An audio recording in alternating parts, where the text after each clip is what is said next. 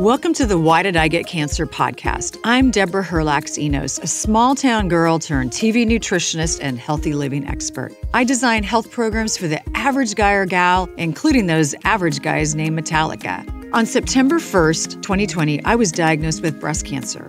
I asked every oncologist the same question, why did I get cancer? But none of my doctors had good answers for me.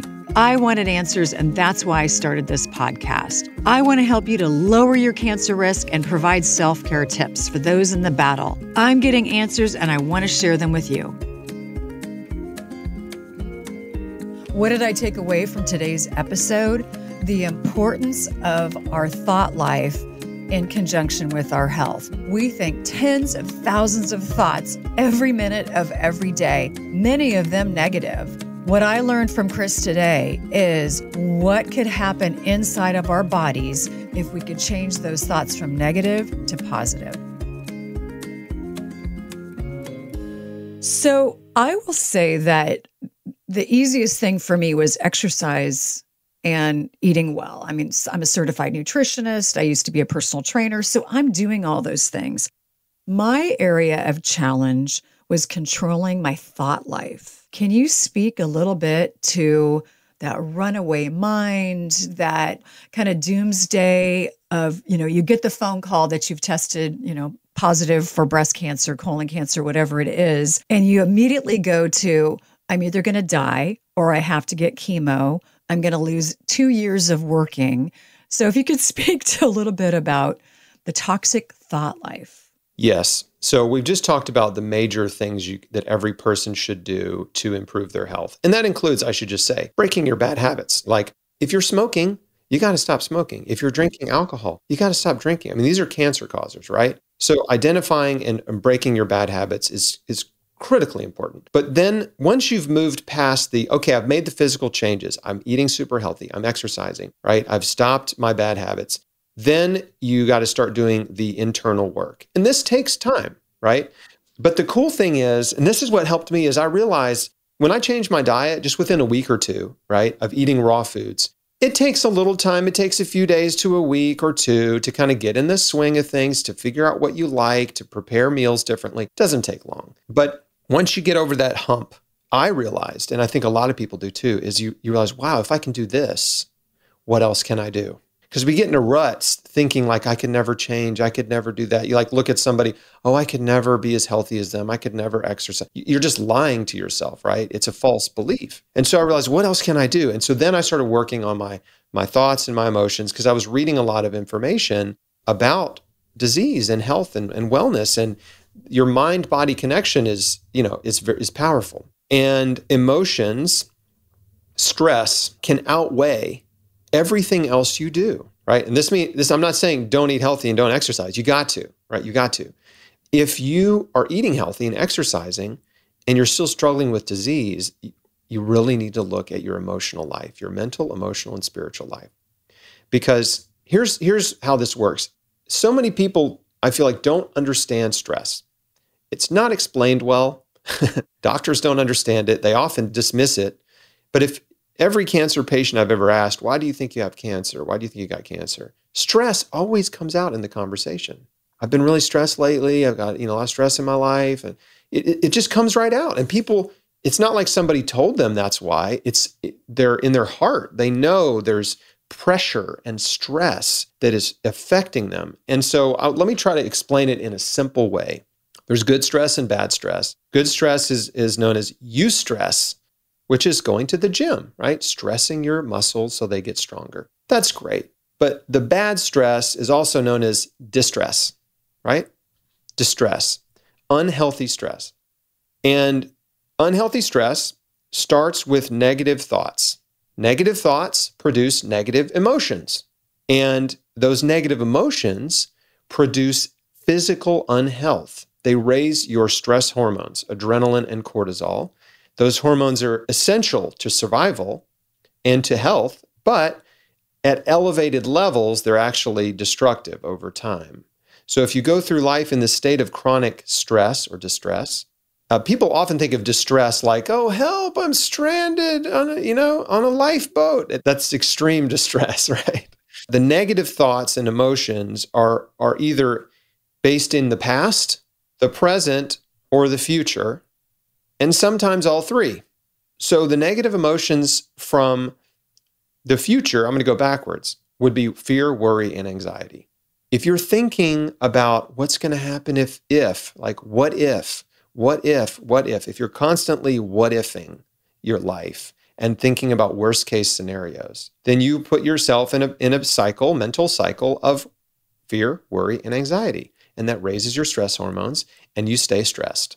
Now, I don't want to get ahead of myself. Those hormones, adrenaline and cortisol, what they do to your body is when they are circulating at elevated levels, they're suppressing your immune function and promoting inflammation and interfering with your brain function. So you're not thinking clearly and rationally, and interfering with digestion. So you're not, extracting as much nutrition from food as you normally would.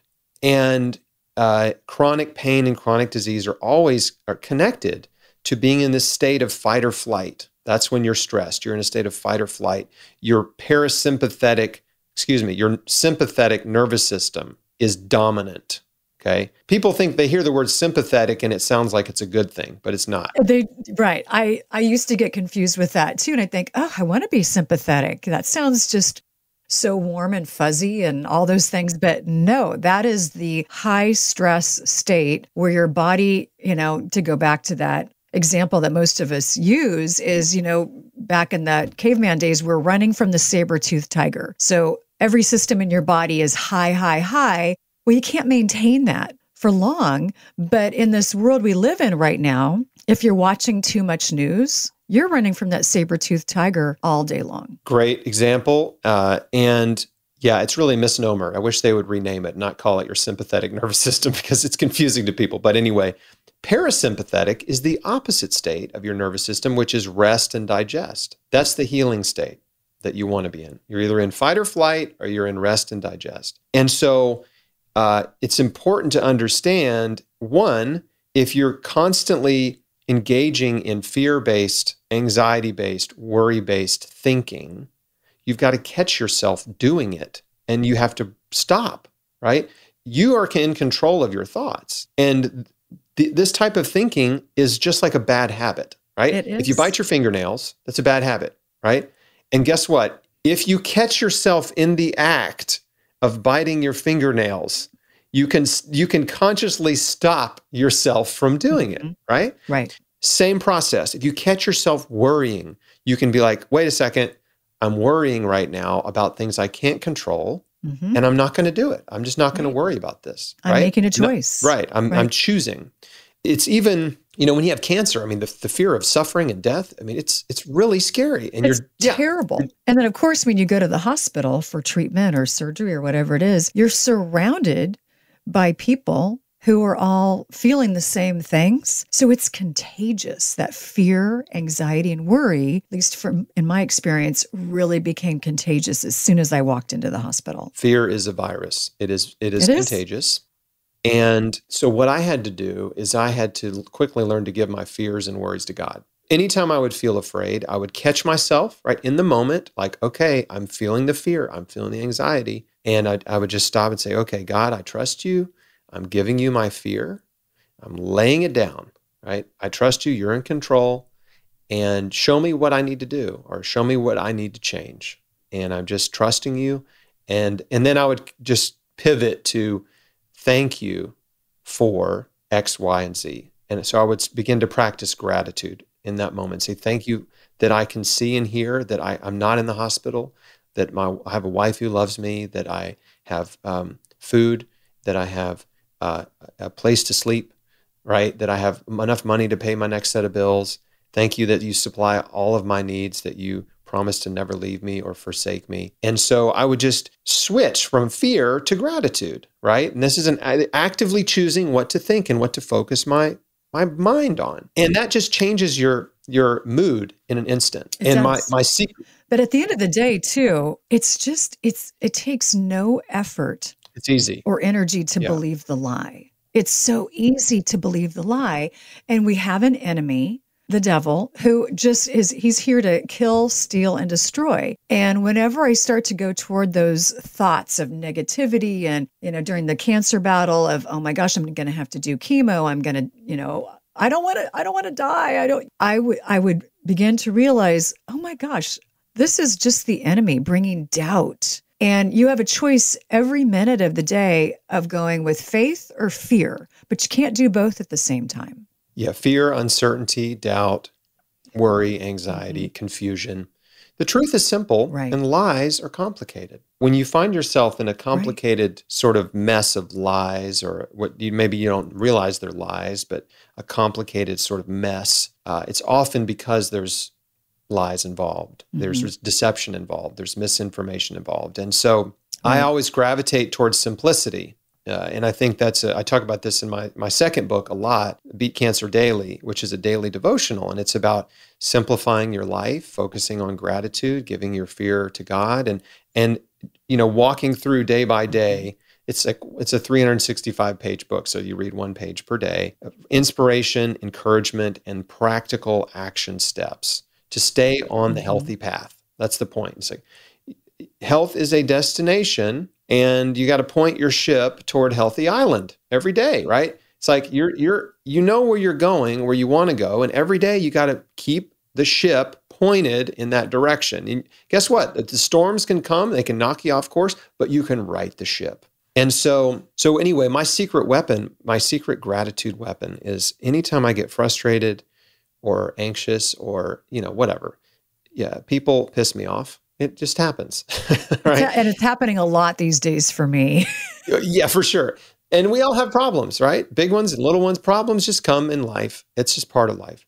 But my secret weapon is if I start to feel frustrated or angry or whatever, I just can stop in the moment and say, you know what? Right now, there's someone dying in the hospital who would give anything to trade places with you. That's it. Just that one thought just will transform my attitude instantly, right? Instant transfer, because I'm like, oh yeah, my life's great. It's great. I have so much to be thankful for. I am blessed in so many ways. It will instantly change your perspective. Yeah. I mean, there are people that would love to have my problems. They would trade anything to have my problems. They'd pay to have your problems. So that was a practice that I just started working on in 2004, right? Catching my thoughts, practicing gratitude, giving my fear and worry to God. Okay, so that's the future-based, negative thoughts. That's how you deal with that. The present-based negative thoughts are typically, like jealousy and envy, comparing yourself to others, pride, just these sort of daily attitudes that we take on and thoughts that we let run through our mind where we think, oh my, their life is so much better. And that resentment it fosters resentment towards people when we think, oh, look at their car, look at their house, look at their vacation or whatever, look at their success. And I was a very resentful person. I was very competitive, right? I was driven and competitive, type A, and I was never happy for anyone else's success. I was always resentful and jealous of anyone else who I perceived as having some advantage to me, whether it was their looks or their... Yeah, they had more than you had. Yeah. And then it just fuels the fire, probably. And so that was rooted in insecurity. So I was judgmental and critical and insecure and jealous and competitive and envious, just all this stuff that selfish. I had a lot of unhealthy thoughts and emotions and behavior as a result of those things. So I had to, again, look in the mirror, be honest about how I was thinking, about what I believed, and start catching myself. Paul talks about in the New Testament, take every thought captive. And what that means is capture your thoughts. Now they call it mindfulness, right? But when you start thinking negatively, you got to catch yourself and be like, okay, I'm being critical right now. I'm going to choose not to be. I'm being judgmental. I'm going to choose not to be. I'm feeling jealous of this person. You know what? I shouldn't be because I don't know anything about their life. Yeah, it seems like this aspect of their life is great, but the rest of their life might be a complete disaster. Exactly right. But it sounds like what you do is when you feel that happening, you pause, you push the pause button and kind of examine it a little bit and say, oh, well, hold on, Chris, what are you doing here? Right. Is that what you That's what you do. Yeah. But it's easy to let your mind race, right? Your mind starts racing with all these Right. thoughts and judgments and da da da. It does. And so being able to catch that, again, these are just bad mental habits. We're going back to the third cause of stress and anxiety, and probably the biggest. And most people are doing all these things, right? We're worrying about the future. We're, insecure, and we're Oh, absolutely. right.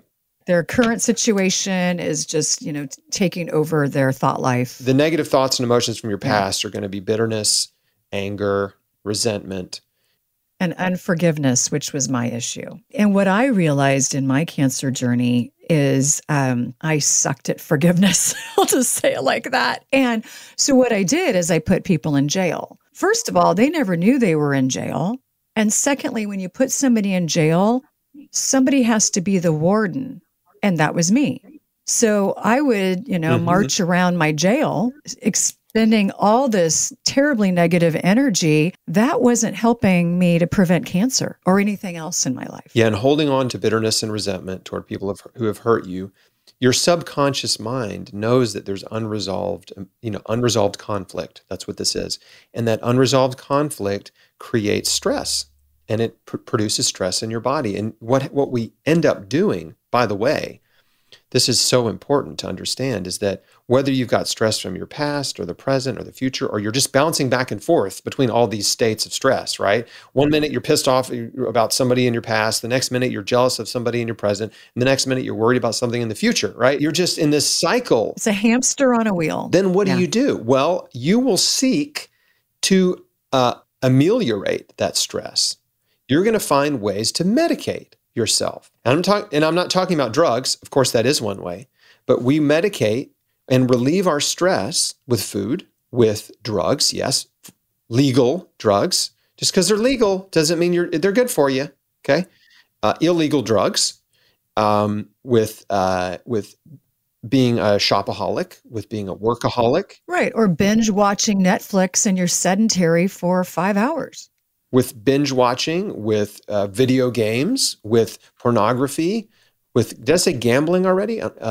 So all of these behaviors, of course, cigarettes and alcohol, right? All of these behaviors are actually ways that we deal with stress. They're ways that we self-medicate, and they're ways that we distract our conscious mind from our problems, right? If you keep your mind busy, then you don't have to think about your problems. But guess what? Your subconscious knows about your problems, and your subconscious is like, we got this problem, we got this problem, we got this problem, we still got this problem, we got a problem. And so your stress is going to be elevated, right? Even if you're distracting yourself. So this is really important.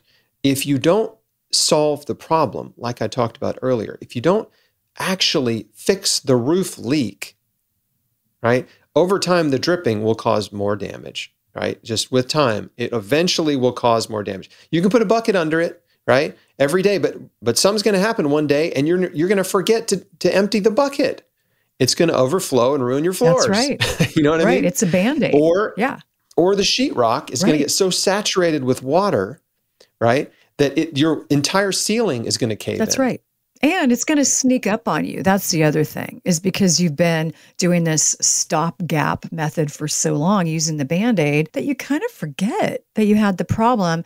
And then you get the phone call. You have stage 3 colon cancer. Right. Never underestimate the amount of damage that can be done by a steady dripping of water. So true. Okay. So true. And this is how stress is, right? You may seem, this is just a tiny little thing, right? This is not a big deal. This is just a tiny little thing. Well, that tiny little drip of water will literally cave your ceiling in, right? It will. If you don't stop the drip. When you least expect it, it will. Yeah. So, okay, now we understand this. The reason that so many people have a hard time breaking their bad habits, quitting smoking, quitting drinking, losing weight, is because that's their medication.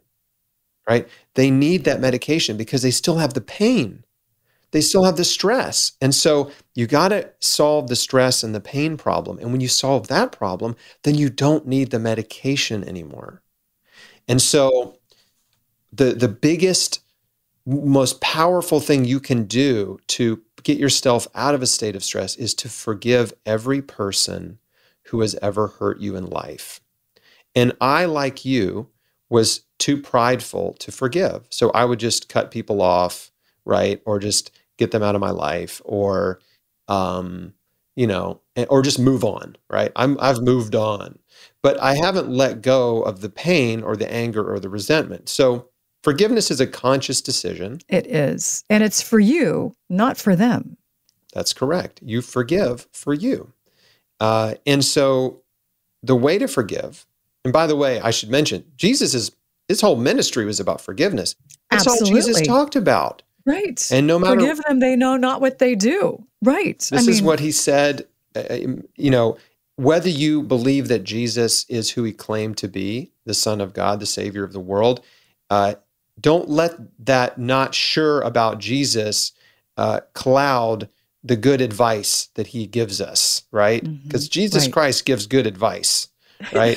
It's the best advice. Absolutely. His disciples said, how many times should we forgive? And he said 70 times 7, right? That's 490 times. Like, who's going to keep track of that? The point is you keep forgiving.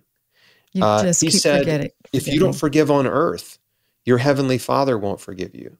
That's right. That's pretty serious. That's kind of scary. Really powerful when we're talking about eternity. That is a very powerful statement. Right. You don't want to be standing, in front of your Creator and him say, you're going to hell. You are not going to heaven. You are not going in because you refuse to forgive this person who hurt you. Right. Okay, I'll forgive them. Right. And by that time, it's too late. So, and again, forgiveness is for you. And forgiveness doesn't mean you need to go have lunch and, bring this person back into your inner circle. But forgiveness is about letting it go. It is a conscious decision that you make. It may take a while to get to your heart. And that actually sometimes can never happen. But again, you do that for yourself, not for them. And by forgiving somebody, it really stops the negative thought cycle. Yeah. And so the way to do it is very simple. Like I said, it's a decision. So if you sit quietly, you think through your life, and you let those painful memories come up. Like, you got to open the filing cabinet in your brain where you have the painful memories, and one by one you go through them. And I would say, don't assume anything is insignificant, right? Even some little memory of some kid who was mean to you on the playground one time, right? Like, if that pops up, then just right in the moment say, okay, God, you know what they did. You know how I feel about it. They hurt my feelings. Like, it still bothers me as I think about it, but I'm choosing to forgive them, and I'm letting it go, and I'm giving it to you, right? They're all yours. You can deal with them however you want. I am letting go of this anger and resentment, and forgive me for holding on to this for so long. And this is where taking every thought captive plays into it, and mindfulness, because you made the decision to forgive, right? And guess what? Tomorrow or a week from now or a month from now, you might be reminded of this person or this event, and you might start to feel that resentment. Exactly. And that's in that moment, you have to catch yourself and be like, no, I forgave them, right? Right. I forgave them. I'm not going to let this resentment stir up in my heart. If they do something new, forgive them for the new thing, right? That's just keep forgiving. This is what I call exercising your forgiveness muscle. Be quick to forgive when people hurt you. And because if not, what happens is, it's like every time someone hurts you, I've got lots of analogies I could use, but if every time someone hurts you, right, it's like they're putting a brick in your backpack, right? Right? And it weighs you down. And you think about all the times you've been injured or hurt, you got bags, right? What do they call it? Baggage. Right? So true. A person who has baggage, what's in the bags? Right. Right? All of the pain that has been inflicted on them that they're carrying with them. And so forgiveness is the way that you literally dump the bag, right? It's like you slip your arms out of the backpack and you shrug it off and it drops on the ground, and then you walk away from it. So the visual of the backpack is great, because I also think about when I see little kids with these, 25-pound backpacks as they're walking to school. Their posture's off. They're kind of limping. Just think about what that's doing to your body. So if this is a great visual, the other thing that really works for me is when I forgive somebody, I actually say it aloud. And I feel it's a lot more powerful than me just thinking, oh, I forgive my husband for blah, blah, blah. I forgive this friend for this. I say it aloud and it just feels more powerful. And it feels like it kind of removes that negativity out of my thought life. I think it's a wonderful thing to do, saying it out loud. Yeah. Absolutely. Yeah. So, again, we've talked about a lot of stuff in this interview, but this is the most powerful stuff. You can do all the physical stuff and you should. But if you're not willing to forgive, to ask for forgiveness, which helps remove guilt and shame from your own mistakes. So you stop beating yourself up. Really toxic emotions. Yeah. And if you forgive everyone who hurts you, it just frees you up. Like I said, you free yourself from the burden and the pain. And when you free yourself from the pain, you get yourself out of this state of constant distress and out of fight or flight and into rest and digest and into healing. Like this is how you put your body into peace, right? That's what you want. You want peace and you want to be at ease. Great. I love that. And I'll just ask a final question. Are you glad you got cancer?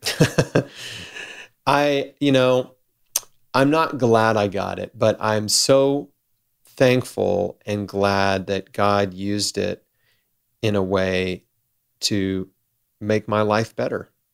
And I think there's two things that I want to say about this. One is that Romans 8:28 says God works all things for the good of those who love him. That's my favorite and scripture. And who are called according to his purpose. And so he worked it for my good. And that's what I'm happy about, right? That he worked it for my good.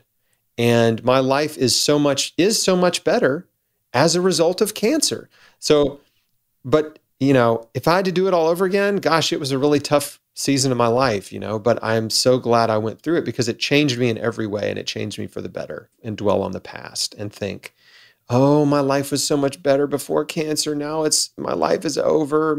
Everything's terrible now. And those are normal feelings, right? Like, I just wish I could go back before cancer. And my encouragement is believe that your life is going to be better after cancer than it was before, right? It will be better than it was, not worse. Yeah, it's a tough season and you have to deal with fear and change your life and do some hard things. But all those hard things are going to produce an incredible harvest, right, of good stuff in your life. So, I guess, and this is the final answer to one of your very first questions, was like, this changing my profession. About almost 7 years after my diagnosis, I started chrisbeatcancer.com just to share my story. And I thought maybe it'd be encouraging to people out there. And it slowly started to grow. And in 2015, which is 5 years after I started it, it just sort of took over my life. So, and then in 2018, I wrote my first book. And of course, I've written a couple since then. And so it eventually did change my profession. But, 15 years after my diagnosis, I wrote my first book. So it was a slow process of taking over my life as a patient advocate and survivor and just full-time health and wellness advocate. Right. And millions of people go to your site every year. So again, that impact of passing along, you turned your pain into purpose. Yeah, and I'm grateful for it. So thank you, Chris. I am so excited to order your new book coming out November 16th, you said? Yeah. On Amazon. So I'm gonna pre-order that. And thank you again for being such an amazing guest on Why Did I Get Cancer? And I'm gonna continue to follow your journey. And thank you for being such a source of inspiration for millions, but also really for me. Thank you so much.